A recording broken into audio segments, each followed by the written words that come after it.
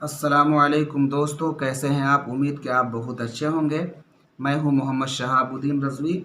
आज मैं आपको गुस्ल के ताल्लुक़ से कुछ बातें बताने की कोशिश करूंगा। गुस्ल में कितना फ़र्ज़ है और किन चीज़ों से गुस्ल आपके ऊपर फ़र्ज़ हो जाता है।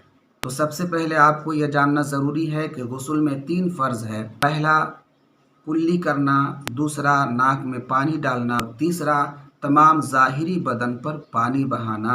ये आपके लिए ज़रूरी है, ये फ़र्ज़ में है। और इसी में से आप किसी एक का तर्क करेंगे और तमाम समंदर के पानी अपने जिस्म पर डाल देंगे, उसके बाद भी आपका गुस्ल दुरुस्त नहीं होगा। और जब गुस्ल दुरुस्त नहीं होगा तो आपकी कोई भी इबादत जो है मुकम्मल नहीं हो सकती है। आपकी कोई भी इबादत रब की बारगाह में कबूल नहीं हो सकता है।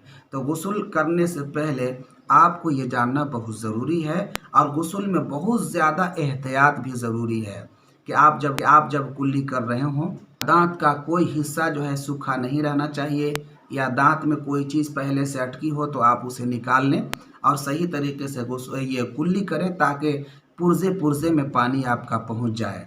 और नाक में जब पानी डालेंगे तो उसमें भी एहतियात ज़रूरी है। नाक का आपका जो ये नरम हिस्सा होता है, यहाँ तक पानी पहुँचना चाहिए। चूँकि नाक में भी बाल होते हैं तो नाक के बाल को भी भीगना बहुत ज़रूरी है। तीसरा क्या है, तमाम ज़ाहिरी बदन पर पानी बहाना। अक्सर देखा गया है कि ठंडे के मौसम में लोग एहतियात नहीं कर पाते हैं, इतना जल्दी जो है नहाने की कोशिश करते हैं और नहाते हैं। उन्हें लगता है कि पूरा बदन भीग गया, लेकिन जो कपड़ा पहन करके नहाते हैं जब उसे बदलने लगते हैं तो देखा जाता है कि कपड़ा का कुछ हिस्सा सूखा ही रह जाता है। अब आप भी फैसला करें कि जब आपका कपड़ा सूखा रह गया तो बदन कैसे भीग सकता है। जिस्म के हर हिस्से पर पानी पहुंचना ज़रूरी है। उसमें कुछ ऐसी जगह हैं जहां पर पानी बड़ी मुश्किल से पहुंचता है। अगर आप इसे ठंडे के मौसम में अगर इस पर एहतियात नहीं करेंगे तो पानी आपका नहीं पहुंच पाएगा। जैसे कि ये आपका बगल की हिस्सा हो गया, यहाँ भी आपको पूरा हाथ फेरना है।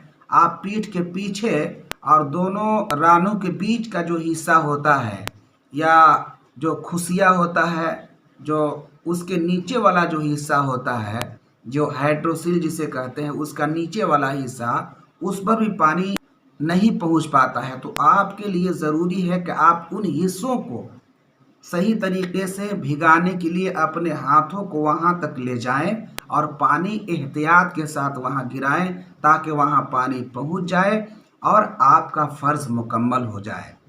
इसे आप ज़रूर याद रखेंगे।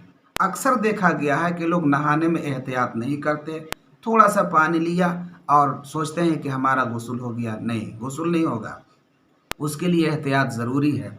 अब किन चीज़ों से गुस्ल आपके ऊपर फ़र्ज़ हो जाता है, इसे भी आपको जानना बहुत ज़रूरी है। पहला जो है कि मनी का अपनी जगह से शहवत के साथ जुदा होकर के अज़्व से निकल जाना। आप इसे याद रखेंगे, मनी का अपनी जगह से शहवत के साथ जुदा होकर के अज़्व से निकल जाना। जैसे कि एहतलाम जानते हैं, जिसे नाइटफॉल कहा जाता है। हशफा यानी सर ज़कर का, जिसे लिंग कहा जाता है, उसका जो आगे वाला हिस्सा होता है, औरत के आगे या पीछे या मर्द के पीछे दाखिल होना, अगर उतना हिस्सा अंदर दाखिल हो जाता है तो दोनों पर गुस्ल फ़र्ज़ हो जाता है। चाहे आपका मनी का इखराज हो या न हो, आप पर गुस्ल फ़र्ज़ हो गया। दोनों पर गुस्ल फ़र्ज़ हो जाता है। औरतें हैज़ से जब फारिग होती हैं उसके बाद उन पर गुस्ल फ़र्ज़ हो जाता है। और निफास से जब फारिग होती हैं, निफास कब होता है? बच्चा पैदा होने के बाद औरतों को इससे गुज़रना पड़ता है, जिसकी मुद्दत 40 दिन होती है। वो ख़त्म होने के बाद जो है उस पर गुस्ल फ़र्ज़ हो जाता है। इतना आपको याद रखना ज़रूरी है। लेकिन अब आपको बताएंगे कि अगर ये वजूहात पाए जाते हैं तो आपको मैंने बता दिया कि फ़र्ज़ क्या है और किन चीज़ों से गुस्ल आपके ऊपर फ़र्ज़ हो जाता है। उसके बाद जब गुस्ल करने जाएंगे तो उसका तरीक़ा क्या होगा, कैसे आप करेंगे गुस्ल, मैं आपको बताने की कोशिश कर रहा हूँ। तो सबसे पहले गुस्ल का तरीक़ा यह है कि सबसे पहले आप गुस्ल की नियत करेंगे کہ میں نہانے جا رہا ہوں، اور اس کے بعد وہ دونوں ہاتھوں کو گٹوں تک 3 بار دھوئیں گے۔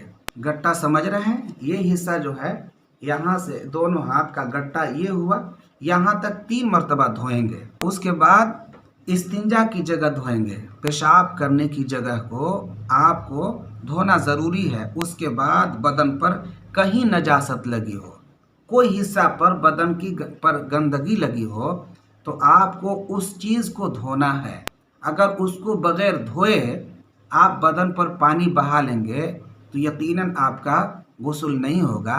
جیسے کہ کسی گندی چیز کو صاف کرنے سے پہلے اگر آپ اس پر پانی ڈالتے جائیں گے تو وہ حصہ سے پانی مس ہو کر کے دوسری جگہ جائے گا اور اسے بھی ناپاک کر دے گا، اور وہ نجس چیز باقی رہ جاتی ہے۔ تو پہلے اس گندگی کو دور کریں گے جس کی وجہ سے آپ کے اوپر ناپاکی آئی ہے، آپ اس چیز کو دور کرنے کی کوشش کریں گے۔ اس کے بعد آپ فرائض کو ادا کریں گے، آپ کا غسل مکمل ہو جائے گا۔